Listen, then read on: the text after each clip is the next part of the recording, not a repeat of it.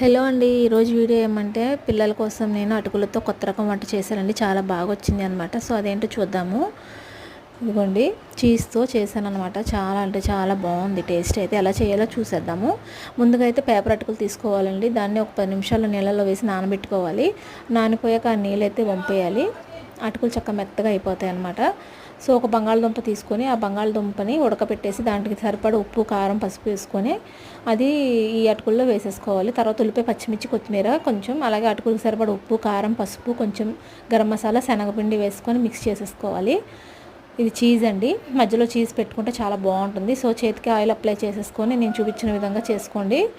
చాలా అంటే చాలా బాగుంటుంది. మధ్యలో అయితే చీజ్ పెట్టేసుకొని చక్కగా ఆయిల్ అయితే డీప్ ఫ్రై చేసుకోవచ్చు, లేదా షాడో ఫ్రై కూడా. కొంచెం ఆయిల్ తక్కువ తిన్న వాళ్ళైతే కొంచెం ఆయిల్ వేసుకొని కూడా చేసుకోవచ్చు, మీకు ఎలా కావాలంటే అనమాట.